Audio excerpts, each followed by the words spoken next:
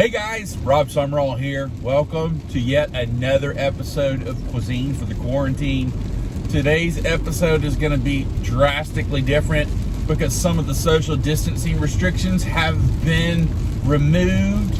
And so right now I'm in my car to my buddy Andy's house, and you guys are in for the best treat because over the next couple of days, we're going to smoke some chickens.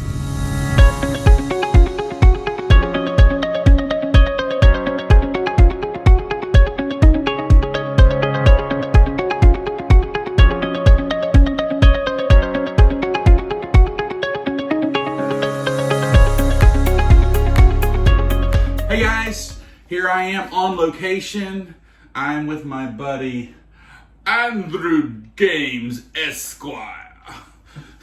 Hey Andy. How you doing? Good. We've been part of how we do our rhythm of life.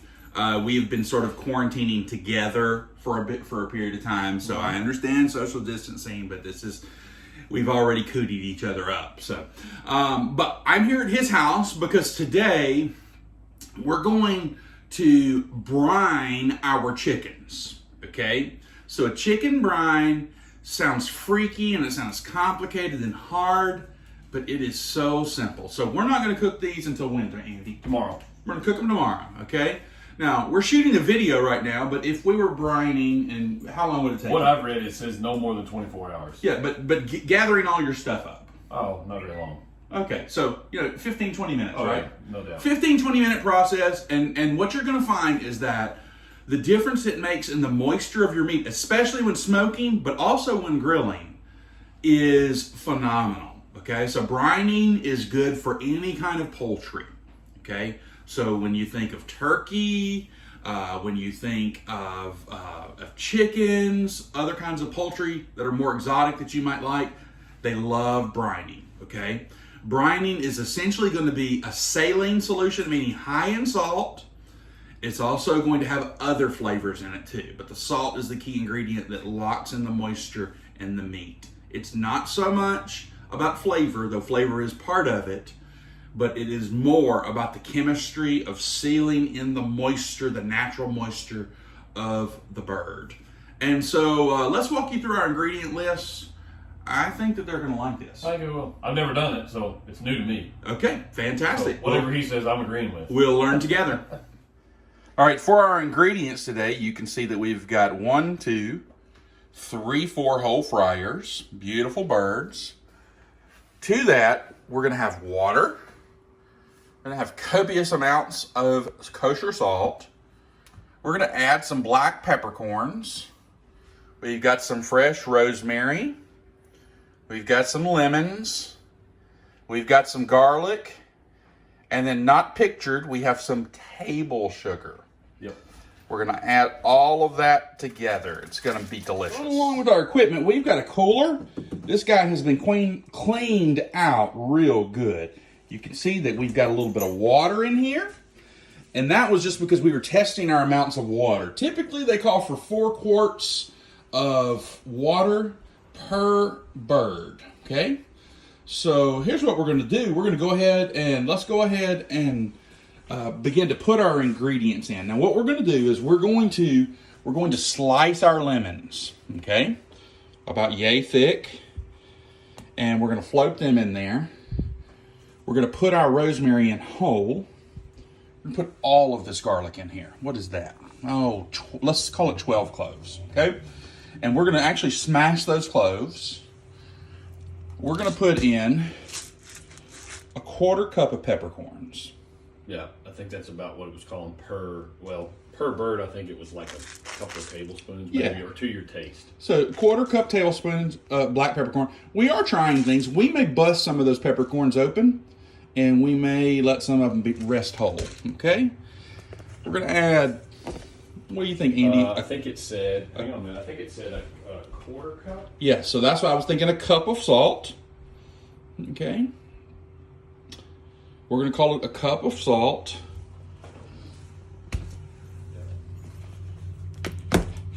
Oh, it actually says 4 quarts to a cup.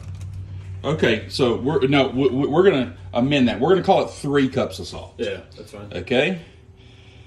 And we're going to call it... Sugar to taste. Yeah, we're going to call it maybe a half a cup of sugar. It's going to be a lot of liquid, okay? And that's where... So we're going real simple. There are a lot of exotic things you can do with brines. I've seen some with soy sauce. I've seen some with oranges. I think all of those are great ideas. That's just not the flavor profile we're going for today. So we're going to mix this up, and you're going to be amazed. Okay?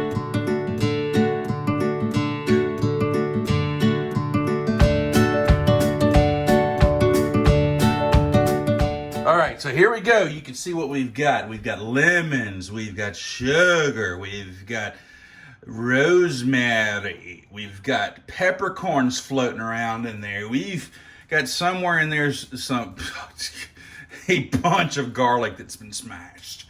What else do we have, Andy? I think that's kind of it, isn't it? Salt, sugar, peppercorns, garlic. Okay. Yep, lemons. All right. Ready for some chicken. Go ahead, buddy. I'm going to let you. Okay. Put in those birds. Okay. I think we may have our water pretty close to being right. We're going to make sure that there's enough water to submerge. And we're going to top this with a bag of ice. Because these guys are going to be in here 24 hours. Oh, man. Perfect. What? That's awesome. Unbelievable. Unbelievable. So you can see here, these guys are going to hang out. We're going to put a bag of ice on top of them. We're going to close this up. Maybe, Andy, a little later on, because we just put in those spices, maybe just kind of give it a wooden spoon stir once or twice. And then they're just going to hang out, make friends, and make some of the most amazing barbecue you've ever had in your life. Okay, Andy has our birds. They are brining away. I'm going to go ahead and mix up our rub that we're going to use. Now, I'm multiplying this, and so I'm going to put it on the screen. If I say the wrong thing, go by what's on the screen, not by what I say, because I'm putting in multiplied amounts for this. But I think that what you're going to find, now this is a Rob and Andy original. We've kind of looked at other rubs, and we put up something that the best I can tell is unique to us. So if it's a winner, we created it. If it's a loser, we'll take the video down. Okay, so let's put together this rub and see what you think. Okay, if you're making a single batch, you would use 1/3 of a cup of brown sugar. I'm blowing that out. I'm timesing it times 3. That's a full cup of light brown sugar, packed.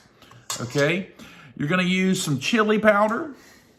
Okay, you would use 2 tablespoons. Okay, I'm using 6. That's a lot of chili powder. Okay. And then we've got some paprika, 2 tablespoons. We're using 6. Then I've got some ground cumin along with some cayenne pepper. Okay, the cumin, we've put in there 3 tablespoons. And the cayenne pepper, we put in 3 teaspoons. Okay, so you would put in 1 tablespoon and 1 teaspoon. Let me just kind of give that a little mixy. Okay.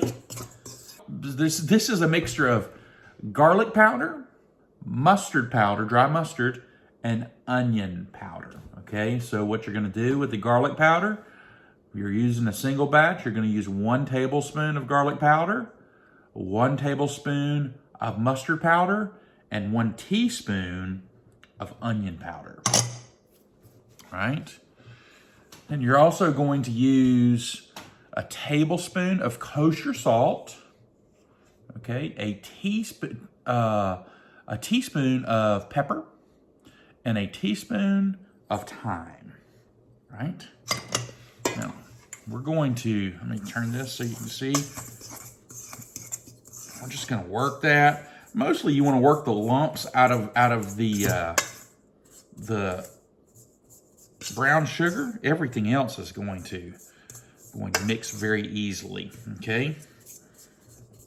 Now, another thing you got to do when you use a dry rub on barbecue, you got to make sure that stuff is dry when you adhere your dry rub. In other words, you got to use paper towel, pat dry that meat, get it dry. There are different ways to get flavors in. Some people like wet marinades. Some people like dry rubs. I think that both have their place. Obviously this time we're using brine. This is a lot of rub, but remember, we've got 4 birds we're doing. I actually only, wow, it's good. I actually only multiplied it out times 3 in hopes that we can stretch it a little bit. There is heat and there is sweet in this. I think we're gonna like it.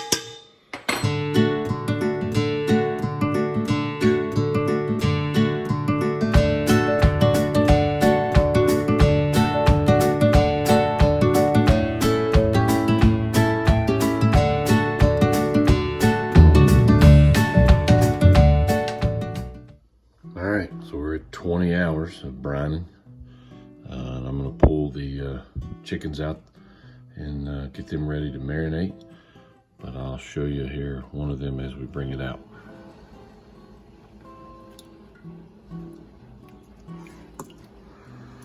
So don't change the look. Doesn't look like it changes it much, but I'm sure it tastes great and has a lot of flavor. So let me get these birds moved over here to a pan, get them ready for rubbing down. So we have I've taken these 2 birds here and I've cut the backbone and I'm gonna lay them out here. And I'm gonna take them and I'm gonna pat them dry. This is to help us so we don't have as much moisture on them.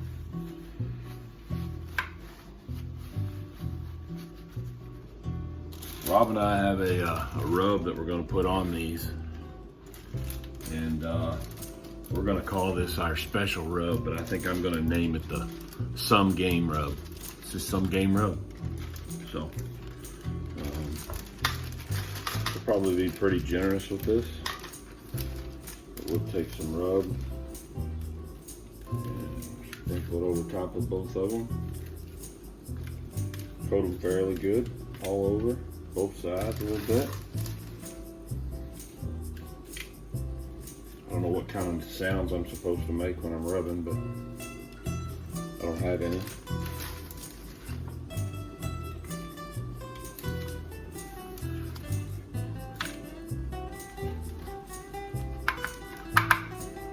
But we'll rub this rub on both sides.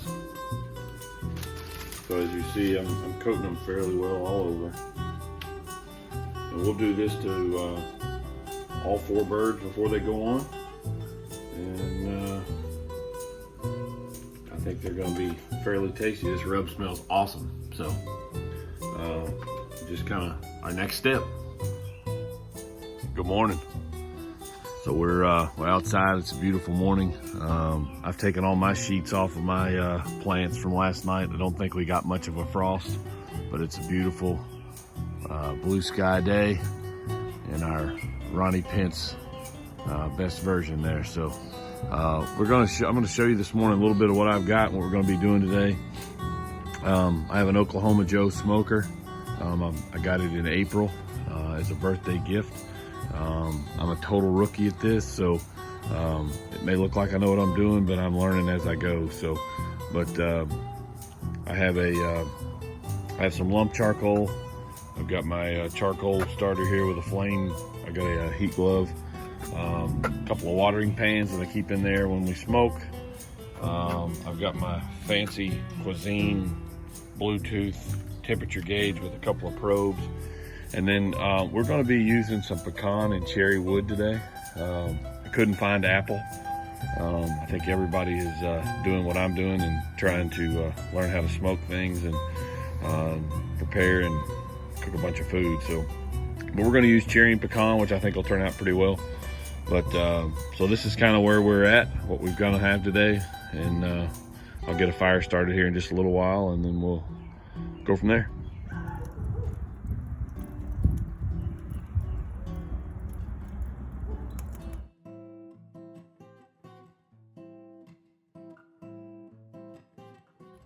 All right, so we've got our fire going. As you can see, some of the smoke. We've got our chickens ready to go on.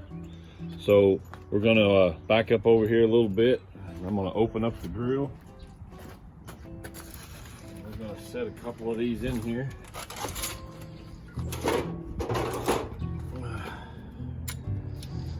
We're gonna smoke them today around 225, no higher than 250 for somewhere between 3 to 5 hours. So we're gonna put our first bird on here.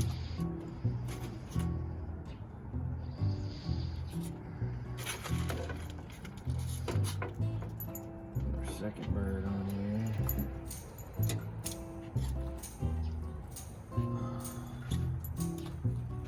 I've got a couple of watering pans in there just to help provide a little bit of moisture.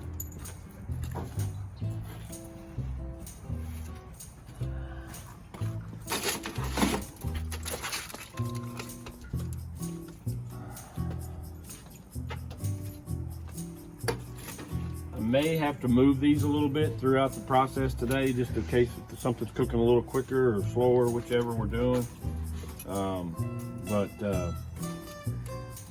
We'll just see how it goes. Like I say, first time smoking some chickens for me, so I'm learning as we go. All right, so they're on. A couple of watering pans in there for us. We got a good fire burning over here. We're gonna close it up. We'll let that temperature gauge heat back up because we just lost our heat, but we were up around 225 a while ago. And I'm not going to put any type of temperature probes in them yet. We'll wait on that later on today. But as you can tell, our temperature gauge is coming back up. And we're moving on up there a little bit. We've opened it up a little bit more. And we'll get that running and we'll monitor it throughout the day. And as we start cooking a little bit more here, couple hours away, we'll check it again. I have learned that if you're checking it and opening up your grill, you're not cooking. So if you're looking, you ain't cooking. So we're not going to do a lot of looking. We got a good smoke. We got my videographer running around with the dog. Mercy's doing a little playing this morning with the neighbor. Right now we're headed back over to Andy's house. He has been working on our barbecue for hours and hours today. Smoking is definitely a labor of love. And those chickens that we brine have been on that smoke with that homemade rub that we made. And I cannot wait to see how that finished product comes together. I think it's gonna be pretty incredible.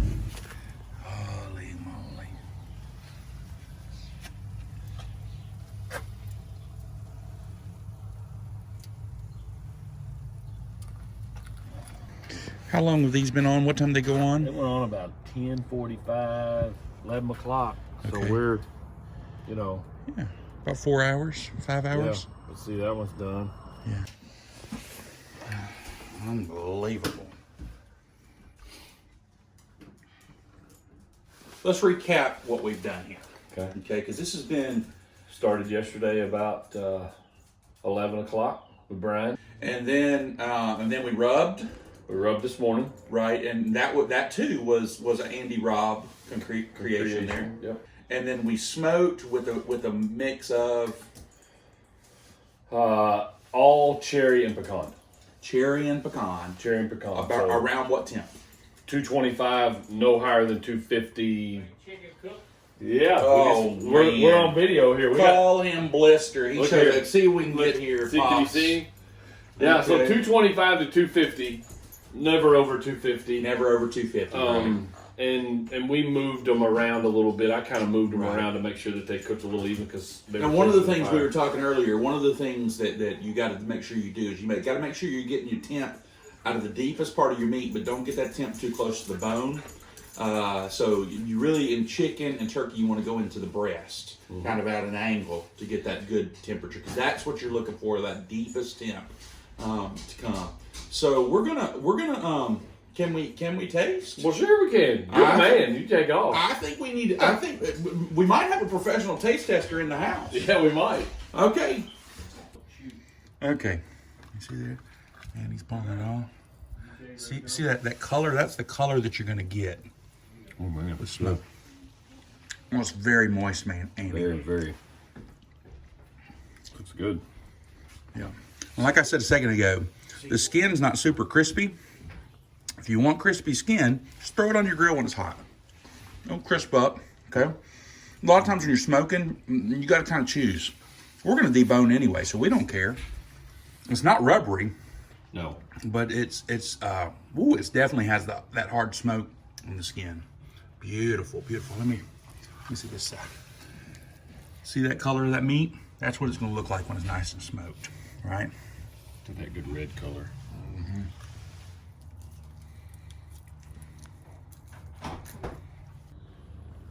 That's what 2 chickens worth of shredded chicken looks like. It's a pretty decent size amount.